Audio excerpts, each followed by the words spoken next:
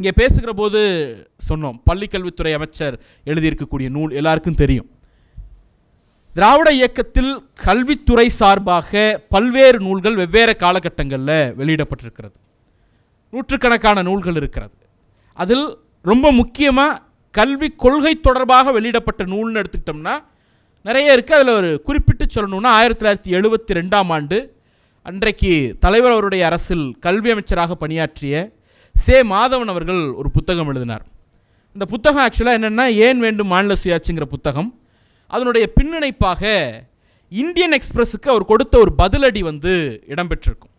ஏன் கல்வி கொள்கையை மாநில அரசாங்கம் தான் தீர்மானிக்கணும், ஒன்றிய அரசாங்கம் தீர்மானிக்க கூடாது என்பதற்கான விளக்கமான உரை அதில் இடம்பெற்றிருக்கும். அது ஒரு முக்கியமான குறிப்பிடத்தகுந்த நூல்.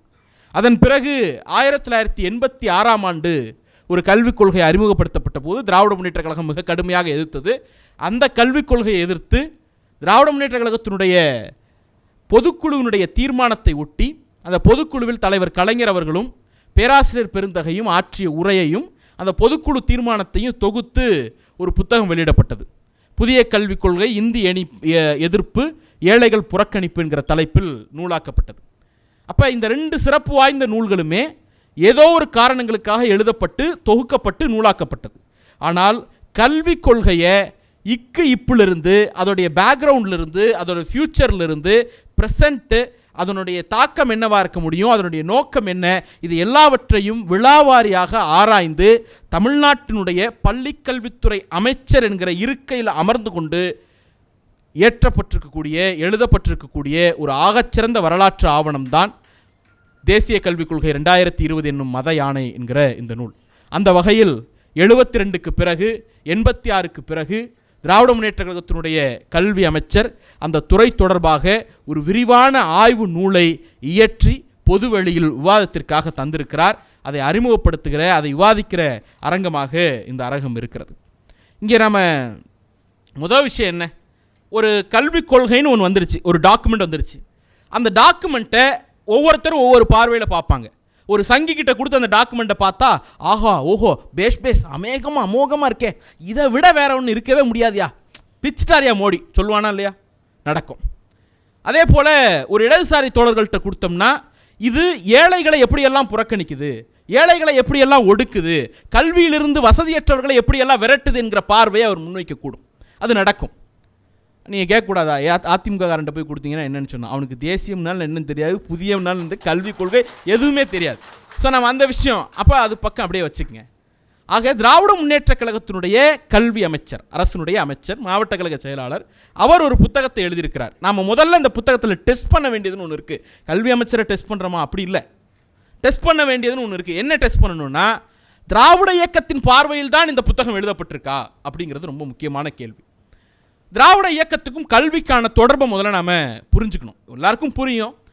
அடிப்படையில் கல்வியை அறிவுக்காக பயன்படுத்திய இயக்கங்கள் உலகம் முழுக்க இருக்குது. உலகம் முழுக்க எல்லா நாடுகளும் இருக்குது. கல்வியை பொருளீட்டுவதற்காக பயன்படுத்தின இயக்கங்கள், கலாச்சாரம், சூழல் இதெல்லாம் இந்தியா முழுக்க இருக்கிறது, உலகம் முழுக்க இருக்கிறது.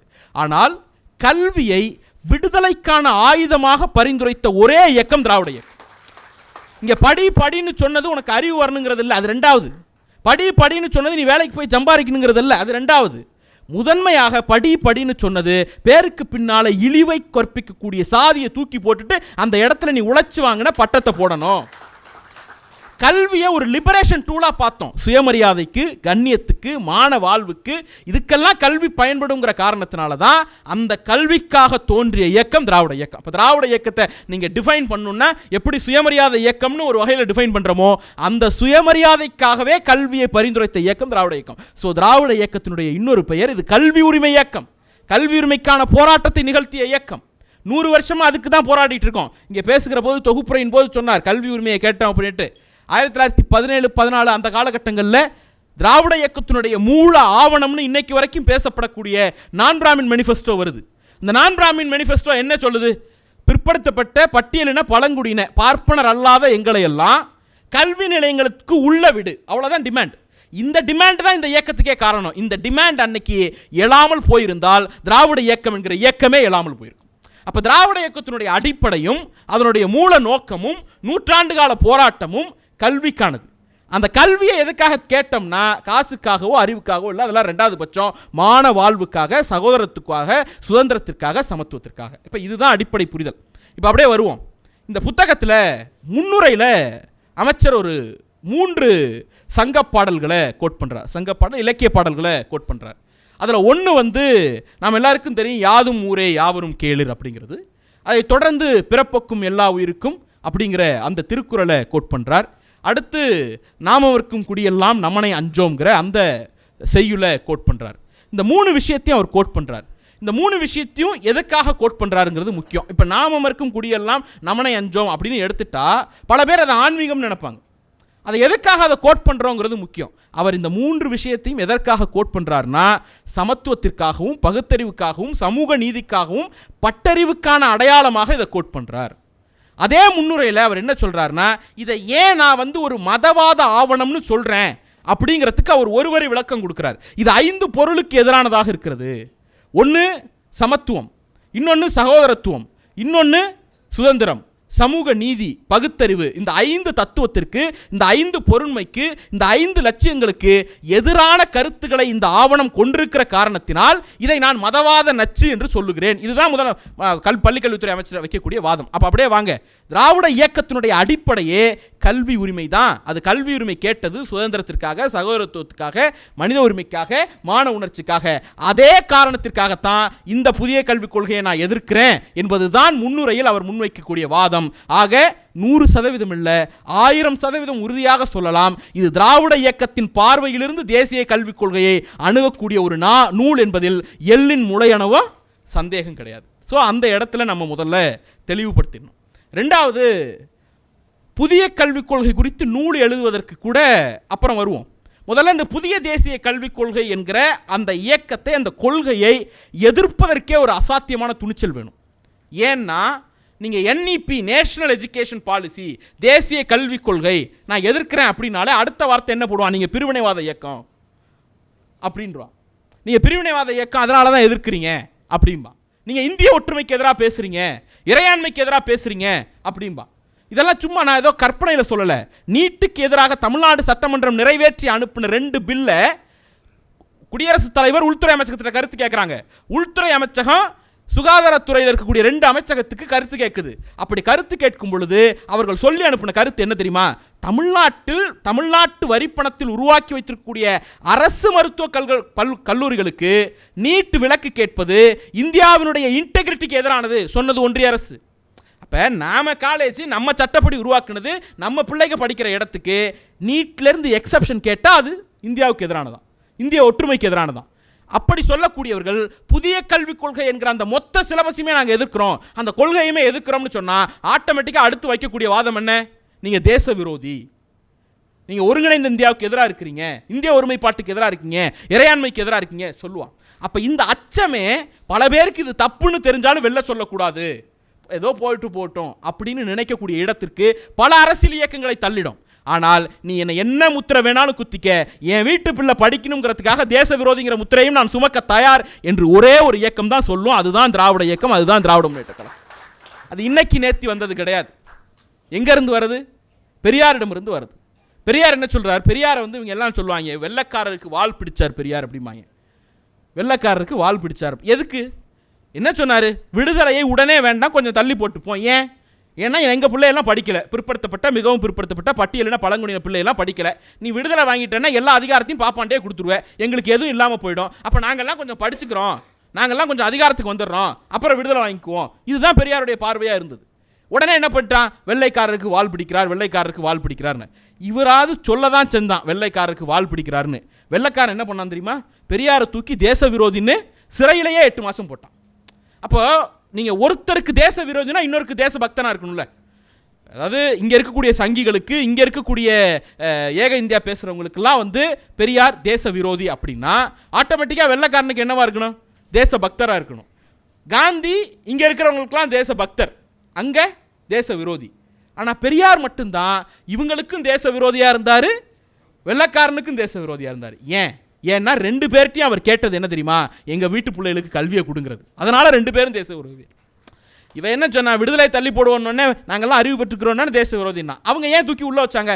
1932 ஒரு கட்டுரை எழுதுறாரு, ஏன் இந்த ஆட்சி முறை ஒழிய வேண்டும்னு. அந்த கட்டுரையோட உள்ளடக்கம் என்னன்னா, இன்னைக்கு அரசாங்கம் செலவு செய்யக்கூடிய பணம், கல்விக்காக ஒதுக்கீடு செய்யக்கூடிய பணம், அந்த பணத்தில் வசதியானவர்களுக்கும் முன்னேறிய சாதிகளுக்குமே 80% மேலே போகுது. 20% தான் பிற்படுத்தப்பட்டவங்களுக்கு, பின்தங்கினவங்களுக்கு, ஏழைகளுக்கு வருது. இதை மாற்றணும்னு பெரியார் கேட்டார். உடனே வெள்ளைக்காரனுக்கு கோவம் வந்துருச்சு. 8 மாதம் தூக்கி உள்ள வச்சான். 9 மாதம் கடுங்காவல் தண்டனை, 300 ரூபா அபராதம். அவர் அபராதம்லாம் கட்ட மாட்டார். 10 மாதம் உள்ள கிடக்குன்னு போனார். அப்போது 2 பேருக்கும் தேச விரோதியாக பெரியார் இருக்கிறதுக்கு காரணம் என்ன? இந்த ஊர் பிள்ளைகள், இந்த மாநிலத்து பிள்ளைகள், இந்த மக்கள், பார்ப்பனர் அல்லாத மக்கள் படிக்கணும், அவ்வளோதான். அந்த இலக்கு தான், வேறு ஒன்றும் கிடையாது. இன்னைக்கு தேசிய கல்விக் கொள்கையை நீ என்ன தேச விரோதின்னு சொல்லு, பழமைவாதின்னு சொல்லு, ரிஜிடாக இருக்கும்னு சொல்லு, அரசியலுக்காக தப்பு பண்ணுறோன்னு சொல்லு, என்ன பிரச்சாரம் வேணாலும் பண்ணு, உயிரை கொடுத்தேனும் ஆட்சியை இழந்தேனும் எந்த எல்லைக்கு போயும் தேசிய கல்விக் கொள்கையை நாங்கள் எதிர்ப்போம்னு சொல்கிறதுக்கு ஒரே காரணம், எங்கள் வீட்டு பிள்ளை படிக்கணும், அவ்வளோதான். அப்போ அதை டாக்குமெண்ட் பண்ணுறாரு. முதல்ல எதிர்க்கிறதுக்கே துணிச்சல் வேணும். நான் எதிர்க்கிறேன், இன்னென்ன காரணத்துக்காக எதிர்க்கிறேன் அப்படின்னு டாக்குமெண்ட் பண்ணுறதுக்கு ஒரு அசாத்தியமான துணிச்சல் வேணும். அந்த அசாத்தியமான துணிச்சலுக்கு அடையாளம் தான் பள்ளிக்கல்வித்துறை அமைச்சர் எழுதியிருக்கக்கூடிய இந்த நூல். சப்ஜெக்டுக்குள்ளே போகிறதுக்கு முன் அதை விட முக்கியம், இந்த மாதிரி ஒரு நூலை உருவாக்கணுங்கிற அந்த எண்ணம் இருக்குல்ல, அதுக்கே ஒரு நீங்கள் கற்பனை பண்ண முடியாத ஒரு துணிச்சல் வேணும். அந்த துணிச்சலுடைய அடையாளம் தான் இந்த நூல். நீங்கள் அதே போல் இந்த புத்தகத்தில் ஒரு இடத்த கல்வி அவர் என்னவா பார்க்குறாருங்கிறது முக்கியம். ஒவ்வொருத்தருக்கும் ஒரு பார்வை இருக்கும். கல்வி அவர் எப்படி பார்க்குறாருன்னா, அது ஒரு ஹாப்பனிங்காக இருக்கணும், மகிழ்வுக்கானதாக இருக்கணும், கொண்டாட்டமானதாக இருக்கணும், இயற்கையோடு தொடர்புடையதாக இருக்கணும்னு பார்க்குறாரு. இந்த அறிமுகத்திலே சொல்கிறார், ஒரு நதியை பார்த்து, ஒரு காட்டை பார்த்து நீச்சல் ஒரு கல்விங்கிறார், காட்டில் வேட்டையாடுதல் ஒரு கல்விங்கிறார். இந்த மாதிரி கல்வியை ஒவ்வொரு விஷயத்துலையும் பார்க்குறாரு. இயற்கையில் இந்த லேர்னிங் தான் கல்வி, அது மகிழ்ச்சியாக இருக்கணும் அப்படின்னு விரும்புகிறார். திராவிட இயக்க தலைவர்களுக்கு கனவுகளுக்கும் கற்பனைகளுக்கும் பஞ்சம் இருக்காது, அது எல்லாருக்கும் இருக்கும். ஆனால் கனவு காண்றது, சிந்திக்கிறத ஆட்சி அதிகாரம் வரும்பொழுது செயல்படுத்தி காட்டக்கூடிய துணிச்சல் இருக்கணும். அந்த துணிச்சல் பள்ளிக்கல்வித்துறை அமைச்சர் இருக்குது. 2 திட்டம் சொல்கிறேன். இதுக்கு முன்னாடிலாம் என்ன பண்ணுவோம், ஸ்கூலில் நம்பர் 1, நம்பர் 2, நம்பர் 3 மார்க் வாங்குற பிள்ளைகளை கூப்பிட்டு பாராட்டுவோம் இல்லையா? அடுத்தது அப்படியே பாராட்டினாலும் என்ன, ஏதோ பரிசு கொடுப்போம், டப்பா கொடுப்போம், ஏதோ பணம் கொடுப்போம், அவ்வளோதான். அதே ஸ்கூலில் மார்க் 40 மார்க் தான் எடுக்கும், ஆனால் எக்ஸலண்ட்டாக பாடும். அதே ஸ்கூலில் 50 மார்க் தான் எடுக்கும், ஆட்டத்தில் அந்த குழந்தைய அடிச்சிக்கவே முடியாது. டிராயிங் பண்ணுறதுல அசாத்தமாக இருக்கும். அந்த பிள்ளை கதை எழுதி கொடுத்தா இமயமன்னனே ஆஹா அப்படிம்பாரு, கவிதை எழுதி கொடுத்தா மனுஷனே ஐயோ சூப்பராக இருக்கே அப்படிம்பாரு. அந்த அளவுக்கு டேலண்டாக இருக்கும். ஆனால் அந்த குழந்தைகள் எல்லாம் ஒரு நாள் ஸ்டேஜுக்கு வந்திருக்காது. ஸ்டேஜுக்கு வந்தாலும் பெர்ஃபார்ம் பண்ண தான் வந்திருக்குமே தவிர பாராட்டு பேர் வந்திருக்காது. ஆனால் இன்னைக்கு மகிழ் முற்றம், கலை திருவிழா, அவங்களுக்கு நூல் எழுதுகிற வாய்ப்பு, இதெல்லாம் கொடுத்து பரிசு என்ன தெரியுமா, ஃபாரின் ட்ரிப்பு, ஃப்ளைட்டில் ஏறி போகுதுங்க. என்ன அப்போ என்ன செய்தி அப்படின்னா, ஒரு கல்வி சூழல் என்பது வெறும் மதிப்பெண் சார்ந்ததாகவோ புத்தகம் சார்ந்ததாகவோ இருக்கக்கூடாது அப்படிங்கிறத தான் அவர் இயற்கை கல்வின்னு இந்த இடத்துல டிஃபைன் பண்ணுறார் இந்த நூலில்.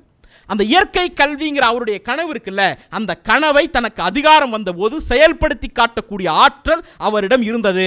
அதனால தான் அவர் ஃபாரின் டூர் குழந்தைங்க போகுது. இன்னைக்கு கூட அந்த ட்ரிப்பில் தான் இருக்கார். இமயமன்னன் சொன்னது போல் அதில் கூட ஆச்சரியம் கிடையாது சார். ஒரு ஃபாரின் டூர் போனோம்னா என்ன, 4 ஹிஸ்டாரிக் பிளேஸை காட்டலாம். ஒரு சங்கி ஃபாரின் டூர் கூப்பிட்டு போனால் என்ன பண்ணுவேன், நேராக அந்த ஊரில் எங்கெல்லாம் கோயில் இருக்குது, எங்கெல்லாம் மணியாற்றான், எங்கெல்லாம் பிற்போக்கு கருத்துக்களை விதைக்கிறான், ஏதாவது சாமியார் இருந்துட்டான்னா போதும் அங்கேயே போய் அட்மிஷனை போட்டுரு அப்படின்னு பார்ப்பான். ஆனால் நம்முடைய கல்வி அமைச்சர் நம்ம குழந்தைங்களை எங்கே கூப்பிட்டு போகிறாரு, ஒரு டெக்னிக்கல் லேபுக்கு கூப்பிட்டு போகிறாரு, ஒரு சயின்ஸ் லேபுக்கு கூட்டு போகிறாரு, நூலகங்களுக்கு கூட்டு போகிறாரு. அங்கே இருக்கக்கூடிய நவீன தொழில்நுட்பங்களையும் நவீன அறிவுகளையும் அந்த குழந்தைகளுக்கு அறிமுகப்படுத்துகிறார். அங்கே இருக்கக்கூடிய கலாச்சாரத்தை அறிமுகப்படுத்துகிறார். இது எங்கேருந்து வருது?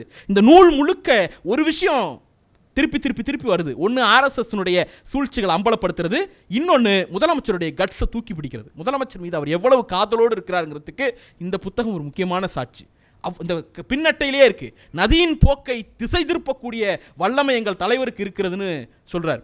அந்த அளவுக்கு தலைவர் அவர் வியந்தோதுறார். அப்போ நான் என்ன கேட்குறேன், அங்கேருந்து தான் இவர் எடுக்கிறார். நீங்கள் மோடி போனால் அதிகபட்சம் ஏதாவது கோயில் கும்பாபிஷேகத்துக்கு தான் வெளிநாட்டுக்கு போவார். தலைவர் துபாய் போனப்போ எங்கே போனார் தெரியுமா? ஃபியூச்சர் மியூசியம்னு ஒரு இடத்துக்கு போனார். மியூசியம்னாலே நம்ம ஊரில் என்ன, 10,000 வருஷம் பழசு, 5000 வருஷம் பழசு, 1000. இங்கே எலும்பு கூடு ஒன்று இருக்கும். எங்கள் தஞ்சாவூர் மியூசியமில் ஒரு எலும்பு கூடு, திமிங்கலத்தோட எலும்பு கூடு ஒன்று வச்சுருப்பாங்க. அது சும்மா அது.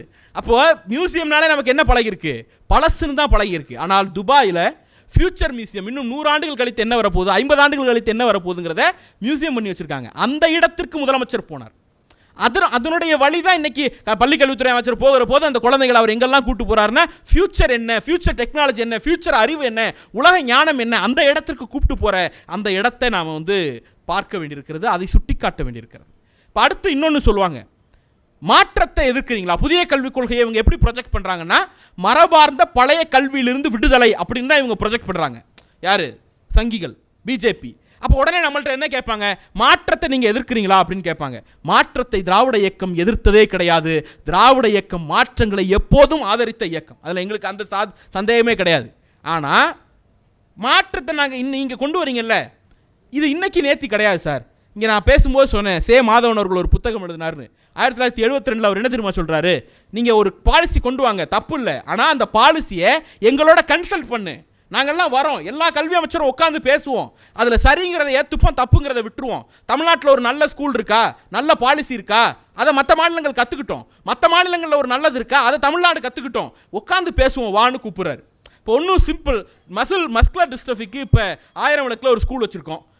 தமிழ்நாட்டில், இந்தியாவில் எந்த மாநிலத்தில் எப்படி இந்த மாதிரி ஒரு ஸ்கூல் இருக்கும்னு தெரியாது. அப்போ ஒரு கல்வி அமைச்சர்கள்லாம் கூடி பேசுகிற போது இந்த திட்டத்தை நாம் முன் வச்சோம்னா ஒரு நல்ல அரசு அவங்க ஊர்லேயும் இந்த மாதிரி குழந்தைங்களுக்கு ஸ்கூலை திறக்கிறதுக்கு வாய்ப்பு இருக்குது.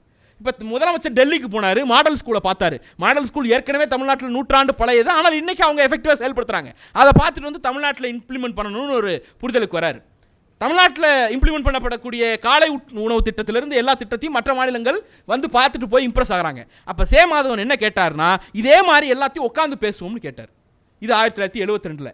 இந்த புத்தகத்தில் பள்ளிக்கல்வித்துறை அமைச்சர் என்ன கேட்குறாருனா, இந்த கல்விக் கொள்கையை நாங்கள் எதிர்ப்பதெல்லாம் அப்புறம் வச்சுக்கலாம், முதல்ல பள்ளிக்கல்வித்துறை கல்வித்துறை அமைச்சர்களை எல்லாம் கூப்பிட்டு கன்சல்ட் பண்ணீங்களா, நாடாளுமன்றத்தில் ஒரு வரியாவது விவாதிச்சிங்களா, ஒரு பப்ளிக் ஃபாரம்ல இது குறித்த டிபேட்டை முன்னெடுத்தீங்களா? எந்த விவாதமும் இல்லாமல் நீங்கள் நினைத்ததை, நீங்கள் விரும்பியதை எங்கள் மீது திணிப்பதை முதலில் இருக்கிறோம். மெரிட்டுக்குள்ள அப்புறம் போவோம், இந்த கல்விக் கொள்கையுடைய மெரிட்டுக்குள்ள அப்புறம் போவோம். the way it was pushed, இது எப்படி நம்ம மீது திணிக்கப்படுதுன்னு இருக்குல்ல, அந்த முறையையே நாங்கள் எதிர்க்கிறோம்னு கேட்டோம். அப்போ 1972 சரி, 2025 சரி, அன்னைக்கு கல்வி அமைச்சராக இருந்த சே மாதவன் அவர்களும் சரி, இன்னைக்கு கல்வி அமைச்சராக இருக்கக்கூடிய அண்ணன் அன்பில் அவர்களும் சரி, சொல்றது ஒன்னே ஒன்று தான், come let us consult, discuss பண்ணுவோம், டிபேட் பண்ணுவோம், மாறுவோம், முரண்படுவோம், கடைசியில் ஒரு சொல்யூஷனுக்கு வருவோம். நல்லதுன்னா நான் ஏற்றுக்கிறேன், கெட்டதுன்னா நீ என்னை திணிக்கக்கூடாது. இந்த இடம் இருக்குல்ல, இதை டெல்லியினுடைய அதிகார மூளையால் 60-70 வருடமாக புரிந்து கொள்ளவே முடியவில்லை. அதுதான் பிரச்சனை. 72 2025 வரைக்கும் நாங்கள் மாறாமல் இருக்கோங்கிறது விஷயம் இல்லை, நீ மாறாமல் இருக்கிற. இன்னும் சொல்ல போனால் டெல்லி அதிகார மூளை திருந்தாமல் இருக்கு. நீ திருந்திருந்தனா நாங்கள் அன்னைக்கு இன்னைக்கு ஒரே ஒப்பீனியன் வச்சிருக்க வேண்டிய அவசியம் இல்லை, அந்த நூலுக்கான அவசியமும் வந்திருக்காது. நீ திருந்த வேண்டிய அவசியத்தை வலியுறுத்துவதற்கான ஆயுதம் தான் இந்த புத்தகம் அப்படின்னு பார்க்கணும். அடுத்தது இன்னொன்று வந்துருவானுங்க, புதிய கல்விக் கொள்கை எதிர்க்கிறது சட்ட மீறல், சட்டத்தை மீறுறீங்க அப்படின்ட்டு. 2 விஷயத்தில் கிளியராக இருக்கணும். புதிய கல்விக் கொள்கையை திராவிட இயக்கம் இன்னைக்கு நேற்று எதிர்க்கலை. கோத்தாரி கல்வி கமிஷன் 1966-68 வந்த போது எதிர்த்தோம். இங்கிருந்து சென்னை பல்கலைக்கழகத்தினுடைய நீண்டகால துணைவேந்தராக இருந்து நீதி கட்சி திராவிட இயக்கத்தில் பெரும் பங்களிப்பு செய்த ஏழு முதலியார் போய் கல்விக் கொள்கை வகுத்த போது அந்த கல்விக் கொள்கையை எதிர்த்தோம். 1986 எதிர்த்தோம், 92 எதிர்த்தோம், ராஜீவ்காந்தி கொண்டு வந்த எதிர்த்தோம். எல்லா காலகட்டத்திலையும் தேசிய அளவிலான கல்விக் கொள்கை என்கிற தத்துவத்தை திராவிட முன்னேற்ற கழகம் எதிர்த்து தான் இருக்கு. ஆனால் அப்போது எதிர்ப்புக்கும் இப்போ எதிர்ப்புக்கும் ஒரு சின்ன வித்தியாசம் என்ன தெரியுமா? அப்பெல்லாம் எதிர்க்கிறோமா, பரவாயில்ல, உங்கள் சுதந்திரம், நீங்கள் எதிர்த்தா எதிர்த்துங்க, ஏற்றுக்கிட்டா ஏற்றுக்குங்க, விட்டுட்டா விட்டுருங்க. இந்த சுதந்திரத்தை அன்றைய அரசுகள் கொடுத்தது. இன்னைக்கு என்ன பிரச்சனைனா, எதிர்த்தனா உனக்கு நான் நிதியை கொடுக்க மாட்டேன்னு மிரட்டுகிறார்கள். எதிர்த்தனா நிதி கொடுக்க மாட்டேன்னு மிரட்டுறான். இது வழிப்பறி கொள்ளை. இதுவரைக்கும் நடந்தது எல்லாம் மாநிலங்களுக்கு லிபரேஷன் இருந்துச்சு. ஃப்ரேம் பண்ணிட்டேன், கொடுக்குறேன், ஏற்றுக்க. ஒருவேளை நீ முழுசாக ஏற்றுக்கலனாலும் பகுதியாக ஏற்றுக்க. அதுவும் இல்லையா, எந்த திட்டத்தை நீ ஏற்றுக்கலையோ அதுக்கு மட்டும் நிதி கிடையாது. உதாரணத்துக்கு இப்போ நவோதயா பள்ளிகள் வந்துச்சு, நவோதயா பள்ளிகளை நம்ம ஏற்றுக்கல, நவோதயா பள்ளிக்கான நிதியை மட்டும்தான் நிறுத்தினாங்க. இன்னைக்கு பிஎம்ஸ்டியை நம்ம ஏற்றுக்கலன்ட்டு மொத்த கல்வி திட்டத்துக்கான நிதியை நிறுத்துறோம். அப்போ அடிப்படையில் முரண் எங்கே வருதுன்னா, இதுவரைக்கும் கடந்த கால அரசாங்கங்கள் தேசிய அளவிலான கல்விக் கொள்கை வகுத்த போது அதில் ஒரு ஜனநாயகம் இருந்தது. இன்றைக்கு அது சர்வாதிகாரமாக திணிக்கப்படுகிறது. ஏன் இன்னைக்கு அவங்க ஜனநாயகத்தை கொடுத்தாங்கன்னா, அவங்களுடைய நோக்கம் கல்வியை பரவலாக்குறது தான். இன்னைக்கு இவன் ஏன் சர்வாதிகாரமாக திணிக்கிறான்னா, இவனுடைய நோக்கம் கல்வி கிடையாது. ஆர்எஸ்எஸ் மதவாத சிந்தனையை கல்வி நிலையங்களுக்குள் திணிக்க வேண்டும். இந்த ஆட்சியை விட்டோம்னா இனி எப்போதும் முடியாதுன்னு அவனுக்கு தெரியும். அதனால தான் ஃபோர்ஸ்ஃபுல்லாக நம்ம மேலே கொண்டு வந்து திணிக்கக்கூடிய அந்த வேலையை செய்கிறார்கள். அடுத்தது டெக்னிக்கலாகவுமே பார்த்தோம்னா, அது இந்த புத்தகத்தில் விளக்கமே இருக்கிறதுக்கு என்னென்னா, இப்போது மாநில அரசு ஒரு சட்டம் இயற்றுது, பொதுப்பட்டியலில் இருக்கிறதுனால சொல்கிறேன், மாநில அரசு ஒரு சட்டம் இயற்றுது, ஒன்றிய அரசாங்கம் ஒரு சட்டம் இயற்றுது. இது ரெண்டும் முரணாக இருந்துச்சுன்னா ஒன்றிய அரசு சட்டம் தான் செல்லும், மாநில அரசு சட்டம் செல்லாது. அதனால தான் அது கன்கரண்ட் லிஸ்ட். அன்றைக்கி மாதவனே மாதவன் அவர்கள் என்ன சொன்னார்னா, கன்கரண்ட் லிஸ்ட்டுங்கிற பேரில் எங்களுக்கு அதிகாரத்தை கொடுத்துட்டு அந்த அதிகாரத்தை பறிப்பதற்காகவே உருவாக்கப்பட்ட லிஸ்ட் அது அப்படின்னாரு. அப்போ நாம் அது என்ன சொல்லணும்னா, concurrent list is nothing but extended union list. ஆனால் ஒரு கோமாளி, புதுசாக வந்த கோமாளி நீட்டை ஒழிக்கணும்னா என்னங்க பண்ண போகிறீங்கன்னா, நான் வந்து ஸ்பெஷல் கன்கரண்ட் லிஸ்ட்டை உருவாக்க போகிறேன் அப்படின்னாரு. இவருக்கு கன்கரண்ட் லிஸ்ட்னால என்னன்னு தெரியாது, கன்கரண்ட் லிஸ்ட்னால என்னன்னு தெரியல. கன்கரண்ட் லிஸ்ட்டை அவன் யூனியன் லிஸ்ட்டாக தான் வச்சிருக்கான். இதில் நீ ஸ்பெஷல் கன்கரண்ட் லிஸ்ட்டை உருவாக்குனா அதை மட்டும் எங்கே கொண்டு போய் வைப்பான், அதோட பவர்ஸ் என்ன? ஸோ அந்த புரிதல் கொண்டவர்களை எல்லாம் நாம் அரசியல் எதிரிகளாக பார்க்க வேண்டியிருக்கு. அந்த துர்பாக்கிய அந்த நிலைமையெல்லாம் நாம் எதிர்கொள்ள வேண்டியிருக்குங்கிறது ஒரு பக்கம். இப்போ அப்போது வந்து நீங்கள் ஒரு சட்டம் முரண்பட்டுச்சுன்னா மாநில அரசு சட்டம் செல்லாது, ஒன்றிய அரசு சட்டம் செல்லும், ஒத்துக்கிறேன், மாற்றில்லை. ஆனால் இப்போ வந்திருக்கிறது சட்டம் கிடையாது, புதிய கல்விக் கொள்கைங்கிறது ஜஸ்ட் அ பாலிசி. ஒரு பாலிசி முரண்பட்டுச்சுன்னா ஒரு பாலிசி ஸ்டேட்டோட சட்டம் எது நிற்கும்னா ஸ்டேட்டோட சட்டம் தான் நிற்கும், பாலிசி நிற்காது.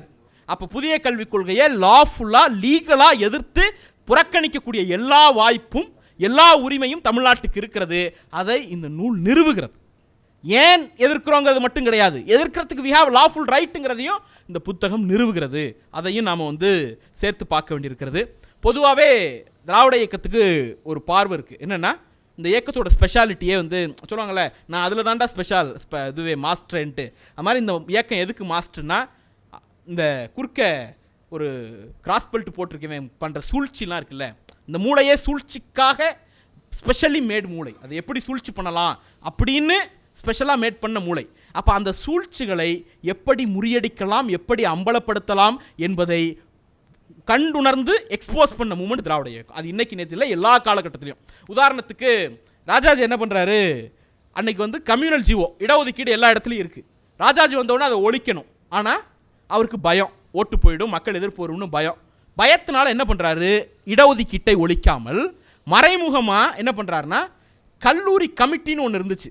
பழைய காலத்தில் நீதி கட்சிக்கு முன்னாடி எல்லாம் எப்படி இருக்கும்னா, ஒரு பிரின்சிபால் இருப்பார். அந்த பிரின்சிபால் தான் இப்போ நான் போய் அட்மிஷன் கேட்டேன்னா எனக்கு அட்மிஷன் வேணுமா வேணாமா, கொடுக்கலாமா வேணாமாங்கிறத அவர் ஒருத்தர் தான் தீர்மானிப்பார். அவர் யாராக இருப்பார், குறுக்க கிராஸ் பெல்ட் இருக்கும். அப்போ அவர் என்ன பண்ணுவார், மறுத்துறாரு, ஸ்ட்ரைட்டாகவே மறுத்துருவார்.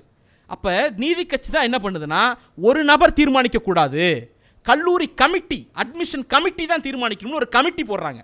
அந்த கமிட்டியில் 4 பேர் இருந்தால் எப்படி நம்மளால் ஒருத்தர் போயிடுவான். இப்போ நம்மளால் ஒருத்தர் நமக்காக ரைட்டுக்காக சண்டை போட்டு தான் நம்ம வீட்டு பிள்ளைகள் எல்லாம் கல்லூரி நிலையங்களுக்குள்ளே அனுமதிச்சது. ராஜாஜி வந்த உடனே என்ன பண்ணுறாரு, ரொம்ப சூழ்ச்சியாக தந்திரமாக என்ன பண்ணுறாருன்னா, அந்த கல்லூரி கமிட்டியை கலைச்சிட்டு திருப்பி பழையபடி பிரின்சிபாலை டிசைட் பண்ணுற அத்தாரிட்டி கொண்டு வர்றார். பெரியார் அந்த சூழ்ச்சியை எதிர்கொண்டு முறியடித்தார். அதே போல தான் செண்பகந்தரராஜன் வரக்கல, ரிட்டு பெட்டிஷன் போடக்கூடிய பவர் வந்து செண்பகந்தரராஜனுக்கு கிடையவே கிடையாது, அந்த அம்மா அப்ளைவே பண்ணலை. ஆனால் அதற்கு எதிராக ரிட்டு போட்டு அது நீதிமன்றம் ஏற்றுக்கொண்டது. அந்த வினோதமெல்லாம் அவளுக்கு மட்டும் தான் கிடைக்கும், நமக்கெல்லாம் ஒரு நாளும் கிடைக்காது. இன்னைக்கு திருந்திட்டாங்களா என்ன? இன்னைக்கு சமீபத்தில் சென்னை உயர்நீதிமன்றம் கொடுத்த தீர்ப்பு என்ன, துணைவேந்தர்கள் நியமனத்தில் கொடுத்த தீர்ப்பினுடைய அடிப்படை முரண் என்ன தெரியுமா, ஜூரி செக்ஷன். அவர் பெட்டிஷனர் திருநெல்வேலி அட்ரஸ், நான் கூட அப்புறம் கேட்டேன், அவன் சென்னை அட்ரஸ் எதையா வச்சு அதை போட்டுக்க போறான்ட்டு. ஜட்ஜ்மெண்ட் காப்பிலேயே தெளிவாக இருக்கு, பெட்டிஷனர் திருநெல்வேலி அட்ரஸ். அவருக்கு லாஃபுல் ரைட் எங்கே இருக்கு, மதுரை ஹைகோர்ட்டில் கேஸ் போடதான் லாஃபுல் ரைட் இருக்கு. கொண்டு வந்து சென்னை ஹைகோர்ட்டில் கேஸ் போட்டாப்புல அதை இவங்க அட்மிட் பண்ணுறாங்க, ஜட்ஜ்மெண்ட் பண்ணுறாங்க, எல்லாம் பண்ணுறாங்க. வேற யாருக்காவது இந்த ஸ்பெஷல் பவர் கிடைக்குமா? அப்போ பிறக்கும் போதே ஸ்பெஷல் பவரோடு பிறந்தவா அவெல்லாம். அந்த பவரை எதிர்த்து சண்டை போட்ட இயக்கம் இந்த இயக்கம். அப்படி சூழ்ச்சிகளை முறியடித்து நமக்கு பழக்கம் இருக்கிறது. இந்த புத்தகம் அந்த சூழ்ச்சிகளை எப்படி கண்டறிவதுங்கிறத சொல்லுது. முதல் விஷயம், அவர் 3 பேருக்கு எச்சரிக்கை கொடுக்குறார். ஒன்று மாணவர்களுக்கு, இன்னொன்று ஆசிரியர்களுக்கு, இன்னொன்று பெற்றோர்களுக்கு. மாணவர்களுக்கு என்ன சொல்றாருன்னா, பள்ளிக்கூடங்களை மூடிவிடக்கூடிய ஆபத்து இருக்குங்கிறத சுட்டி காட்டுறார். மாணவர்களுடைய இடைநிற்றல் அதிகரிக்குங்கிறது சுட்டி காட்டுறார். ஆசிரியர்களுக்கு என்ன சொல்றாருன்னா, தகுதிகான் தேர்வுங்கிற பேரில் இப்போ நெட்டு எழுதிட்டு உள்ளே வந்துட்டீங்கன்னா நீங்கள் வந்து சர்வீஸ் முடிகிற வரைக்கும் இருக்கலாம், அப்படிலாம் இருக்க முடியாது. 10 ஆண்டுக்கு ஒரு எக்ஸாம் எழுதி ஆகணும்.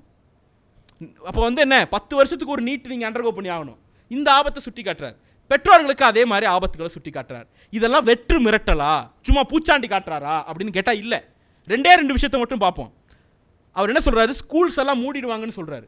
உத்தரப்பிரதேசத்தில் புதிய கல்விக் கொள்கை அமல்படுத்தப்பட்ட பிறகு 2014 24 வரைக்கும் 25,000 பள்ளிக்கூடங்கள் இழுத்து மூடப்பட்டிருக்கு. மத்திய பிரதேசத்தில் 25,000 பள்ளிக்கூடம் இழுத்து மூடப்பட்டிருக்கு.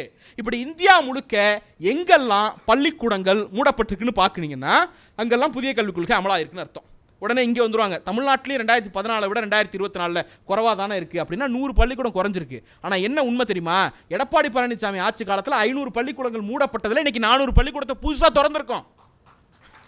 அதை மறந்துடுவான். 14க்கும் 24க்கும் கம்பேர் பண்ணுவேனே தவிர 21 நடுப்பில் இருக்குங்கிறத மறந்துடுவான். அப்போ அடிப்படையில் புதிய கல்விக் கொள்கை எங்கெல்லாம் அமல்படுத்தப்பட்டிருக்கோ அங்கெல்லாம் அரசாங்க பள்ளிகளுடைய எண்ணிக்கை ஆயிரக்கணக்கில் குறைந்திருக்கிறது. நாங்கள் எச்சரித்தது நடந்துச்சா இல்லையா? அடுத்து பீகாரில் செகண்டரி எஜுகேஷன், அதாவது 8th பாஸ் பண்ணிட்டு 9th போகிறது, 10th பாஸ் பண்ணிட்டு 11th போகிறதெல்லாம் இருக்குல்ல, அப்படி 52 மாணவர்கள் போயிட்டு இருந்தாங்க. புதிய கல்விக் கொள்கை அமல்படுத்தப்பட்ட பிறகு என்ன தெரியுமா நிலவரம்? 100க்கு 38 பேர் தான் போகிறோம். 52 நீ 100 ஆக்கியிருந்தா சாதனை, புதிய கல்விக் கொள்கை ஆஹா ஓகோன்னு ஏற்றுக்கலாம். நீ 52 38 ஆக்குனா அது என்னது அது? அப்போது நாங்கள் எச்சரித்த பள்ளிக்கல்வித்துறை அமைச்சர் இதில் எச்சரிக்கையாக சொல்லியிருக்கிறார்ல, அது வெறும் எச்சரிக்கை கிடையாது. நிகழ்காலத்தில் எங்கெல்லாம் நடைமுறைப்படுத்தப்பட்டதோ அங்கெல்லாம் நடந்தவற்றை எச்சரிக்கையாக சொல்லியிருக்கிறோம். ஸோ இந்த புக்கு கற்பனையில் எழுதப்பட்டது அல்ல, அது நேரடியாக பாயிண்ட் பண்ணி பின் பண்ணி நடந்த உண்மைகளை அடிப்படையாக கொண்டு எழுதப்பட்ட ஒரு ஆகச்சிறந்த புத்தகமாக தான் இந்த புத்தகத்தை நாம் பார்க்க வேண்டியிருக்கிறது. இன்னொரு முக்கியமான விஷயம், இந்த புத்தகத்தோட பெரிய ஸ்பெஷாலிட்டியே இது பள்ளிக்கல்வித்துறையினுடைய சாதகங்களை, புதிய கல்விக் கொள்கை ஒவ்வொரு ஆஸ்பெக்டில் நடத்தக்கூடிய தாக்கங்களை பேசுகிறதெல்லாம் பின்பகுதியில் கிட்டத்தட்ட ஒரு 3-4 சாப்டருக்கு பிறகு அதெல்லாம் எல்லாரும் பேசுவோம். இது வரைக்கும் கூட பேசியிருக்கிறோம். அதை இது ரொம்ப விரிவாக டாக்குமெண்ட் பண்ணுது, அரசனுடைய பார்வையை அது மேலே ஏற்றுது. அந்த வகையில் இது சிறப்பு. ஆனால் அதெல்லாம் விட ஒரு மிகப்பெரிய சிறப்பு இந்த புத்தகத்துக்கு இருக்குது. இது வரைக்கும் எல்லாரும் வாயளவில் இது ஆர்எஸ்எஸ்னுடைய திட்டம்னு சொல்லிக்கிட்டு இருந்தோம். ஆனால் இந்த கல்விக் கொள்கையில் பங்கெடுத்தவர்கள் இருக்காங்கல்ல, இங்கே அமர்ந்திருக்கக்கூடிய மருத்துவர் எழில நாகநாதன் அவர்கள் ஒரு விவாதத்தில் சுட்டி காட்டினது, நான் சொல்கிறது 6 வருஷத்துக்கு முன்னாடி 2017-18 அந்த காலகட்டத்தில் அந்த டிராஃப்ட் வந்தப்பவே அவர் என்ன சுட்டி காட்டினார்னா, புதிய கல்விக் கொள்கைன்னு ஒன்று ரெடி பண்ணிட்டு வந்துட்டேன், இதை யார்கிட்டெல்லாம் கருத்து கேட்டேன்னு இருக்குல்ல, அந்த கருத்து கேட்டவர்களில் தமிழ்நாடு கல்வி திட்டத்தில் பணியாற்றியவர்கள் யாருமே இல்லைங்கிறத 7 வருஷத்துக்கு முன்னாடி எக்ஸ்போஸ் பண்ணவர் அவர். அதனுடைய அடுத்த கட்டம், அதனுடைய அடுத்த டிராவல் என்னவா இருக்குன்னா, இந்த பள்ளி கல்வித்துறை இந்த எஜுகேஷன் பாலிசியில் யார் யாரெல்லாம் உட்காந்து டிராஃப்ட் பண்ணியிருப்பாங்க, யார்கிட்டெல்லாம் ஒப்பீனியன் கேட்டிருப்பாங்கன்னு இருக்குல்ல, அவங்க எல்லாருடைய ஜாதகத்தையும் இதில் வச்சுருக்காரு. எல்லாருடைய ஜாதகத்தையும் வச்சு அவர்கள் ஒவ்வொருவரும் எப்படி ஆர்எஸ்எஸோட லிங்க் ஆகிருக்காங்க அப்படிங்கிறத எக்ஸ்போஸ் பண்ணுறாரு, நேம் பண்ணுறாரு. சும்மா பொதுவாக இது ஆர்எஸ்எஸ் பின்புலத்தில் இருக்கிறது இல்லை, இதில் கமிட்டியினுடைய தலைவரா, கமிட்டியினுடைய மெம்பரா, கமிட்டியினுடைய மெம்பர் செக்ரட்டரியா, அதுக்கு அட்வைசரி போர்டில் இருந்தவனா, மொத்தம் 17 குழுவில் 26 ஆர்எஸ்எஸ் ஃபுல் டைம் மெம்பர்ஸ் இருக்கிறாங்க அப்படிங்கிறது வரைக்கும் அவங்கள நேம் பண்ணி அவங்க எந்த அமைப்பில் இருந்தாங்க, அவங்களுடைய கருத்து என்னவா இருந்திருக்கு, மொழி குறித்து அவங்க என்ன சொல்லியிருக்காங்க, சமஸ்கிருதம் குறித்து அவங்க என்ன சொல்லியிருக்காங்க, சாதி குறித்து அவங்க என்ன சொல்லியிருக்காங்க, இது எல்லாத்தையும் டாக்குமெண்ட் பண்ணி எக்ஸ்போஸ் பண்ணுறாரு. ரொம்ப முக்கியமாக அவர் சொல்கிறார், 2014ஆம் ஆண்டு இந்த கல்விக் கொள்கையை வகுக்கணும்னு இவங்க முடிவெடுக்கிறாங்க. முடிவெடுத்த உடனே ஆர்எஸ்எஸ் என்ன பண்ணுறாங்க, அரசாங்கம் முடிவெடுக்குது, ஆர்எஸ்எஸ்க்கு என்ன வேலை, அவங்க என்ன பண்ணுறாங்க, 11 துணை குழுக்களையும் 6 துணை அமைப்புகளையும் 6 குழுக்களையும் அமைக்கிறாங்க. இந்த 17 பேரும் 17 கமிட்டியும் அன்னைக்கு எம்எச்ஆர்டி மினிஸ்டராக இருந்த ஸ்மிருதி இரானி கூட 6 மணி நேரம் உட்காந்து டிஸ்கஸ் பண்ணுறாங்க. இந்த புத்தகத்தில் இருக்குது. 6 மணி நேரம் டிஸ்கஸ் பண்ண அடுத்த 3-4 நாளில் ஒரு ஆர்எஸ்எஸ்னுடைய பிரச்சாரகர் கல்வித்துறையினுடைய இணையமைச்சர் ஆகிறார். இணையமைச்சர் ஆன உடனே என்ன பண்ணுறாரு, 3 நாள் கருத்தரங்கம் நடத்துது ஆர்எஸ்எஸ். என்ன பேரில், இந்து கல்விங்கிற பேரில். அந்த கருத்தரங்கத்தில் எடுக்கப்பட்ட முடிவின்படி நாடு முழுக்க நம்மளையெல்லாம் படிக்க வைத்த பிற்படுத்தப்பட்ட பட்டியலின பழங்குடியின மக்களுக்கு அவங்க நோக்கம் வேற, ஆங்கிலத்தை திணிக்கணும், ஆங்கில கலாச்சாரத்தை திணிக்கணும்னு இருந்திருக்கலாம். பட் குறைந்தபட்சம் கல்விங்கிற அந்த வெளிச்சத்தை கொடுத்த அந்த மெக்காலே கல்வி திட்டத்திற்கு எதிராக நாடு முழுக்க பரப்புரையை செய்யணும் அப்படின்னு முடிவெடுக்கிறாங்க. அது முடிவெடுத்த சில மாதங்களில் இந்த மாதிரி நாங்கள் இந்திய கல்விக்கான ஒரு திட்டத்தை நாங்கள் வகுக்க போகிறோங்கிற ஐடென்டிட்டியோட இவங்க கொண்டு வராங்க. அப்போ பள்ளிக்கல்வித்துறை அமைச்சர் அதாவது ரொம்ப சென்சிட்டிவான பாயிண்ட் டச் பண்ணுறார். என்னன்னா, இது வரைக்கும் நாம் என்ன நினச்சிட்டு இருக்கோம், ஆர்எஸ்எஸ் சித்தாந்தத்தை திணிக்கிற கொள்கைன்னு மட்டும்தான் நாம் பேசிகிட்டு இருக்கோம். அவர் தான் சொல்கிறார், இந்த பள்ளிக்கல்வி இந்த புதிய கல்விக் கொள்கையை உருவாக்குவதற்கான நீட் இருக்குல்ல, அந்த நீடையும் களத்தையுமே ஆர்எஸ்எஸ் காரர்கள் தான் உருவாக்குனார்கள்ங்கிறத ஃபர்ஸ்ட் டைம் இந்த ஹிஸ்ட்ரி எக்ஸ்போஸ் பண்ண புக் இந்த புக்கு தான். ஸோ நான் அந்த பாலிசியை தான் இது வரைக்கும் பேசிகிட்டு இருக்கோம். இப்போ கல்வியை விட்டுட்டு தொழில் கல்விக்கு போங்கிறது ஒரு ஆர்எஸ்எஸ் சித்தாந்தம் அப்படின்னு தான் பேசிகிட்டு இருக்கோம், அதனுடைய மெரிட்ஸ் தான் பேசிகிட்டு இருக்கோம். பட் அந்த களமே ஆர்எஸ்எஸோடைய களம் தாங்கிறத ஃபஸ்ட் டைம் எக்ஸ்போஸ் பண்ணியிருக்காரு. அதுக்கு ஒரு அளப்பரிய, நான் சொல்கிறது நான் மீண்டும் மீண்டும் சொல்கிறேன், இந்த புத்தகம் ஒரு துணிச்சலின் அடையாளம்னு சொல்கிறேன். நீங்கள் அது இந்த மூமெண்ட்டோட லெகசி. நிறைந்த பாராளுமன்றத்தில் போய் ஐ எம் திராவிடியன் ஸ்டாக்னு சொல்லக்கூடிய துணிச்சல் அண்ணாவுக்கு தான் இருந்தது. ராமன் எந்த காலேஜில் படித்தா, இன்ஜினியரிங் படித்தான்னு கேட்கக்கூடிய துணிச்சல் கலைஞருக்கு தான் இருந்துச்சு. சமீபத்தில் நிதி ஆயோக் கூட்டத்தில் இவங்க எல்லாம் சொல்கிறாங்கல்ல, நிதி ஆயோக்கு போனார் போய் என்ன பண்ணார், மோடியை உட்கார வச்சுட்டு எல்லா முதலமைச்சருக்கு முன்னாடியும் ஒரு நிதிக்காக மாநில அரசாங்கங்கள் போராடி வாதாடி நீதிமன்றம் சென்று ஒரு நிதியை பெறுவதுங்கிறது இந்திய கூட்டாட்சிக்கு அழகல்லன்னு அந்த நெத்தி பொட்டில் அடித்த மாதிரி எதிர்க்கக்கூடிய துணிச்சல் இன்றைக்கு முதலமைச்சருக்கு மட்டும்தான் இருந்துச்சு. So need a guts. அது அடுத்த தலைமுறை அதை தாண்டினது. இடபிள்யூஎஸ் தீர்ப்பு, உச்சநீதிமன்றம் இடபிள்யூஎஸ் செல்லும்னு சொல்லியாச்சு. இந்தியாவில் எல்லா சமூக நீதி பேசக்கூடிய தலைவர்கள், இயக்கங்கள் எல்லார்ட்டையும் ஒரு பின் ட்ராப் சைலண்ட். என்ன நடக்க போகுதுன்னு தெரியல, சுப்ரீம் கோர்ட் ஜட்ஜ்மெண்ட் விமர்சிக்க கூடாது, ஒரு சின்ன பயம் கூட கிடையாது, சின்ன எப்படி சொல்கிறது, ஒரு சின்ன சலசலப்பு கூட கிடையாது. நேரடியாக ட்விட்டு போட்டார், இந்த தீர்ப்பு அநீதியானதுன்னு சொன்னார். அவர் தான் இந்த இயக்கத்தின் இளம் தலைவர், இளைஞரணி செயலாளர். ஸோ அந்த கட்ஸ் அவருக்கு இருந்தது. அந்த கட்ஸ் தான் இன்னைக்கு மாண்புமிகு பள்ளிக்கல்வித்துறை அமைச்சருடைய இந்த புத்தகத்தில் வெளிப்பட்டிருக்கு. என்ன கட்ஸ்னா, எல்லாரும் ஆர்எஸ்எஸ் சொன்னாங்களே தவிர அதை வெல் டாக்குமெண்டடா இந்த களமே ஆர்எஸ்எஸ் அமைத்த களம் தான் என்பதை இந்த நூலில் உறுதி செய்திருக்கிறார், அதை அம்பலப்படுத்தியிருக்கிறார். 1953ஆம் ஆண்டு ராஜாஜி குலக்கல்வி திட்டத்தை அறிமுகப்படுத்தினார். எல்லாருக்கும் தெரியும். தந்தை பெரியார் நடத்தின அக்ரஸிவான போராட்டங்களில் குலக்கல்விக்கு எதிரான போராட்டம் ரொம்ப முக்கியமானது.